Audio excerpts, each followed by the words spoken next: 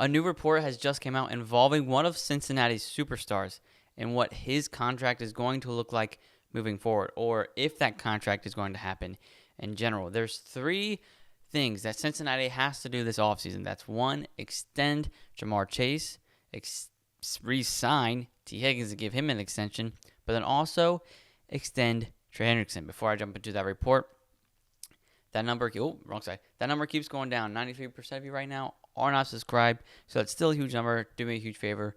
Subscribe to the Bengals Digest channel for all your updates, rumors, trades, everything going on in Cincinnati. We'll talk about here on the Bengals Digest channel. But let's jump right into that report.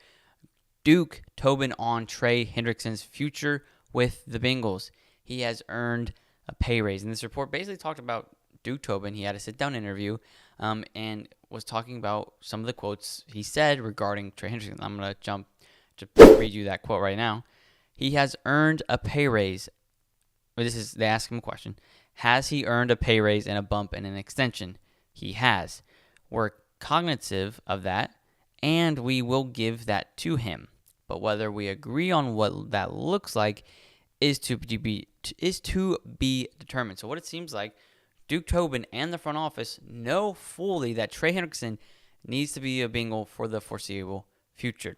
They just don't know exactly what the ins and outs of that are going to be. Obviously, he's going to need a pay raise, just like Duke Tobin said. He's going to have to get paid, and that involves an extension. Probably, maybe not. This contract probably won't make him the highest paid edge in the league, but definitely one of the highest paid edges in the league. He has back-to-back seasons with 17.5 sacks. This season led the league in sacks, and in 2020, since 2024, most sacks since 2023, most sacks since 2022, most sacks since 2021, most sacks since 2020, most sacks. Trey Hendrickson is a cornerstone, or is the cornerstone of the Cincinnati Bengals defensive line that struggled mightily outside of Trey Hendrickson. Even if this contract isn't solidified, he's still going to be here in 2025. But with that extension still looming, there's still multiple things that we need to do to improve the defensive line. And multiple of you have basically harassed me in the comments about this. Every time I bring up an offensive player in free agency or the draft, we need defense, we need defense, we need defense. I know we do. This is finally a video to satisfy you guys on the defensive side. And I think the most important defensive positions we need to go after this offseason is defensive line. And the number one top priority for the defense is making sure that man right there is in stripes for the rest of his career. But there's still a bunch of things that we need to do that could help him moving forward with the defensive line. There's 3 guys I think we should go after in free agency. And then I have 2 guys with how the draft is looking like. 2 guys we actually have a real possibility of drafting. But let's start with the free agents. First guy I've talked about already in a video, Khalil Mack. He has decided to continue playing football, and he is right now a free agent, meaning Cincinnati can go after him if they want to. Listen to this.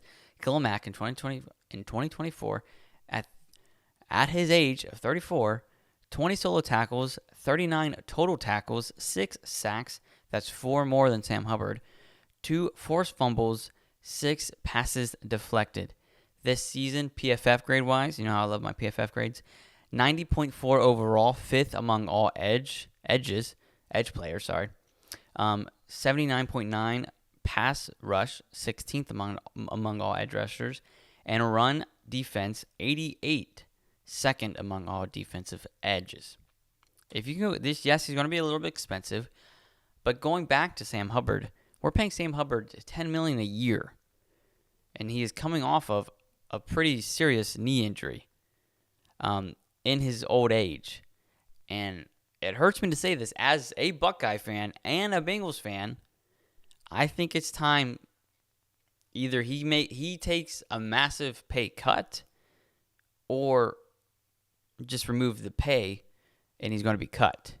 I don't think there's any other options. I don't think we continue paying him what he's paying with the production that he's giving.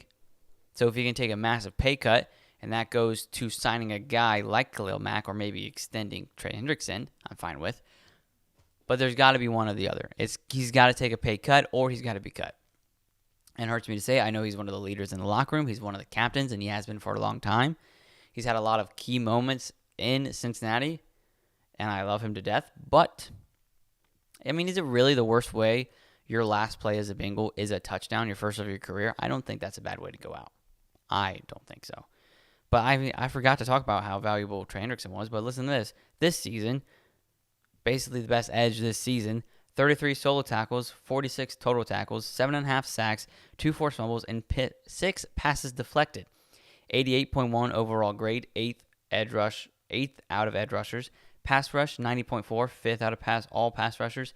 Run defense, 65.9, 67th out of pass rush. So he can get better in the run defense, but he's an edge player. So the run usually goes up the middle. But he's a defensive edge. Your running back should be able to outrun the defense. He's clearly should be re-signed.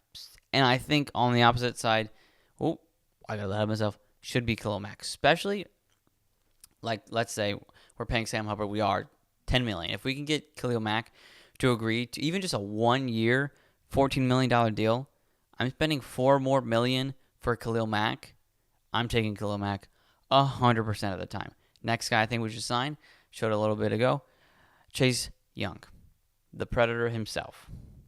He hasn't had what most scouts and fans believed he was going to have coming out of another Buckeye, another Ohio State grad. Coming out of Ohio State, he was the 2nd overall pick from Washington and was projected to be one of the best edge rushers in the league. Hasn't panned out exactly, but Cincinnati, we got a guy from the Saints a few years ago, right? Who they drafted 3rd round. Wasn't as highly recruited or drafted, but he was also just okay on the New Orleans Saints. And then who did he turn out to be when he came to the Cincinnati Bengals? That's right, Trey Hendrickson was that man. Chase Young could be that next guy that we signed from the New Orleans Saints, and then he turns out to be one of the best edge rushers in the league. I'm just saying, even though he's had his best season since his rookie season this year. Solo tackles, 21, 31 total tackles, 5.5 sacks. That's still more than Sam Hubbard. 1 forced fumble and 3 passes deflected. What about his PFF grade? 66.4 overall, 72nd. 66 pass rush, 67th.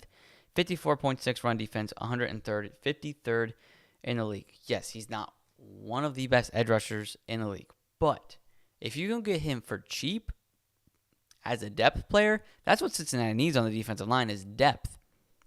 And honestly, when Sam Hubbard went down and Lou was actually getting in some of the rookies in second years, the defensive line looked a lot better when he was relying more, or at least giving the chance to the rookies and to the second-year guys. If you go get a guy who's still young, like Chase Young, allow him to be a depth role, allow him to learn under Trey Hendrickson, he could, with the amount of talent that he has, go look back at his highlights. He has the potential and the talent, the speed, the agility, and the burst to be one of the best edge rushers in the league. It just, for some reason, hasn't worked out. Yes, some due to injuries, but I still have faith in Chase Young. Yes, I'm a little bit biased, but the same thing happened with Trey Hendrickson.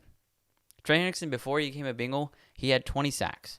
If Chase Young was in his career, if Chase Young was to become a Bengal this offseason, he would only have 22 sacks before he was a Bengal. Looking pretty similar. I think Chase Young would be a huge pickup, especially if you don't want to spend top dollars for Khalil Mack.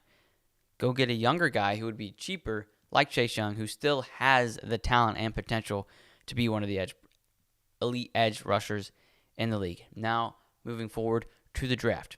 Okay, let's say we extend Trey Hendrickson.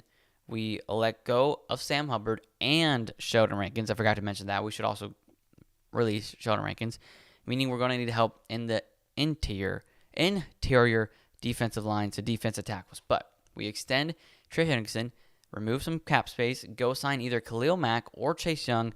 This is what we should do in the draft. Oh, one more. I forgot. Interior defensive line for signing-wise, free agent. I talked about this guy already, Milton Williams. This season, 11 solo tackles, 24 total tackles, 5 sacks, 1 forced fumble, 6 passes deflected, 70.1 overall grade, 90.4 pass grade, and I can't read my own handwriting. It looks 71.3, I don't even know. 43.1 run defense. He is one of the, actually he might be the best defensive interior defensive lineman, D tackle, in free agency. So let me rephrase this.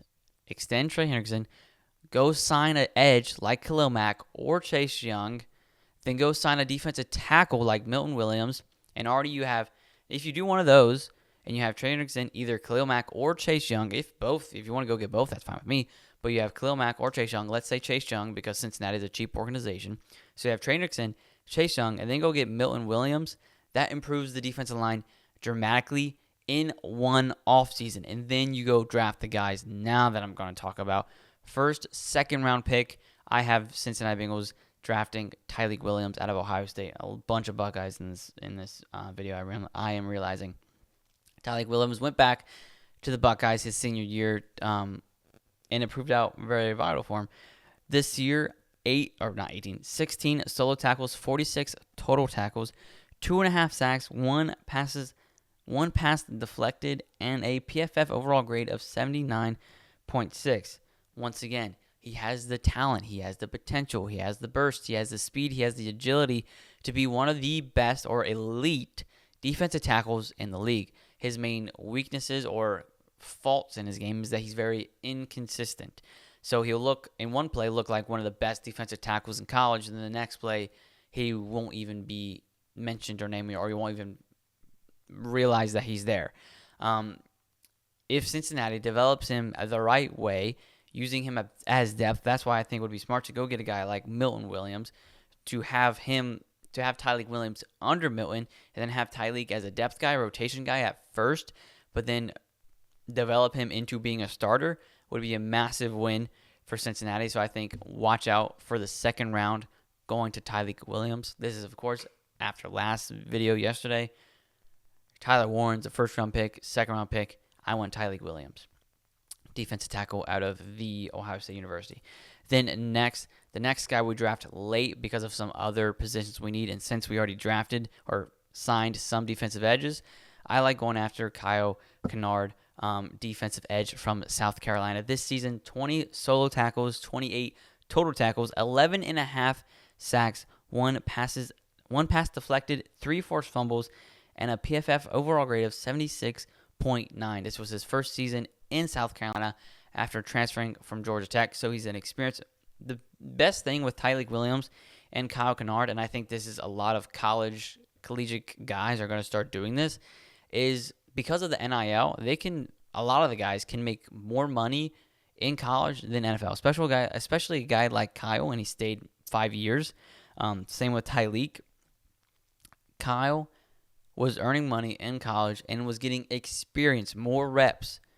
Think about Bo Nix, right? Most experience, and then Dalen Gabriel this year. Bo Nix, the most experienced quarterback in college football history. What did he do? Came in as a rookie and led his team to the playoffs year one. Not saying, obviously, the quarterback is not in that same kind of area, but there's a lot of guys with massive amount of experience, especially like Kyle, who played one in the ACC, but now in his final season with the SEC, still putting up these numbers. In the SEC, one of the most dominant conferences, especially offensive-wise in college football, still getting 11.5 sacks with some of the best offensive lines in college football would be a massive. He's 4th round. Cincinnati could go draft him in the 4th round. Once again, use the first 2 years to have him as a depth player, have him in the rotation, but then develop him with like a guy like Trey Hendrickson, a guy like maybe Khalil Mack or Chase Young, develop him, and he could be, with his talent and his handwork, when his feet work, he could be potentially one of the great pass rushers in the NFL. You could go fix the defensive line in literally one offseason. Let me go over it again. Sign Trey Hendrickson, extend Trey Hendrickson. Then there's 2 guys I would personally cut off of my defensive line. I love you, Sam Hubbard, but I think for the future of the Cincinnati Bengals in the win now mode and with the Super Bowl window open, I think Sam Hubbard and Sheldon Rankins should no longer be Cincinnati Bengals. I'd rather rely on our rookies. Then go sign a defensive edge like Khalil Mack, or younger, a little bit cheaper, Chase Young, with the same amount of talent and potential of what Khalil Mack has shown. You could argue go get both Khalil Mack and Chase Young. I'm not arguing against that, but I'm just saying if you want the cheaper option, just get one of them and go after Chase Young. And then go sign Milton Williams. You're going to have to basically fight with the Eagles to get this guy away from Philadelphia. But I would do whatever it takes. Probably a $5 million deal I'm looking at. He was, I think, $2.5 million this season. When with the season he's had this season, you're probably going to go up to $5 million. I'm doing it immediately. And then you draft your rookies. Second round pick, Tyreek Williams, defensive tackle out of Ohio State. And then fourth round, go get Kyle Kennard, defensive edge rusher from South Carolina. And I think that fixes the defensive line immediately. Once again, this is what I want the defensive line for Cincinnati to look like. Starting, obviously, Trey Hendrickson, then B.J. Hill, and then Milton Williams, and then Chase Young at the other edge. And the rotations guy, you got obviously like Myles Murphy. I still got a lot of faith in Myles Murphy. I don't think Lou Anarumo showed enough faith in him. I think getting him in there would be extremely valuable for the Cincinnati Bengals. Jackson McKinley, rookie, he showed some potential. Chris Jenkins, as a depth guy, defensive tackle, showed a lot of potential. There's a lot of young talent, but if your starting lineup is Trey Hendrickson, B.J. Hill, Mike Williams, and Chase Young or Khalil Mack, that's a great starting lineup. And the rotation of all the guys I said, including Tyreek Williams and Kennard and Kyle Kennard, I think that fixes the defensive line for Cincinnati in one offseason. And there you go. Finally, the defensive video you guys all have been wanting. It's just as I'm talking about the reports, and I'm thinking Cincinnati has a lot of holes to fill on both sides. But here you go. Finally, the defensive line. And I think this is exactly what the Bengals should do. I think this fixes the defensive line. They have enough money to do all of this and the draft picks to do this. I think I think we draft Tyler Warren, especially if we don't re-sign Mike Gesicki. Draft Tyler Warren 17th. Second round, go get Tyreek Williams. Wait until the fourth round, go get Kyle Kennard, and then go get the guys I said sign. Just sign Chase Young and sign Milton Williams. You're basically replacing Sam Hubbard with Chase Young, another Ohio guy, and then you go replace Sheldon Rankins with Milton Williams. I think both would be upgrades, and potentially a little bit cheaper because we're also paying Sheldon Rankins way too much money for what he produced this season. So Mike Brown, watch this video because I'm trying to save you money, but then also make your team better. But anyways, thank you so much for watching this video. Once again, don't forget to subscribe to the Bengals Digest channel. Only 6% of you are subscribed that are watching right now. So subscribe to the Bengals Digest channel for all your updates, rumors, trades, everything going on in Cincinnati. I will be talking about here on the Bengals Digest channel. Don't forget to like this video. Comment on what you think we should do with the defensive line. You guys have wanting to talk about defensive line for a while now. So let me know what you think we should do on the defensive line. But thank you so much for watching. I'll see you next time.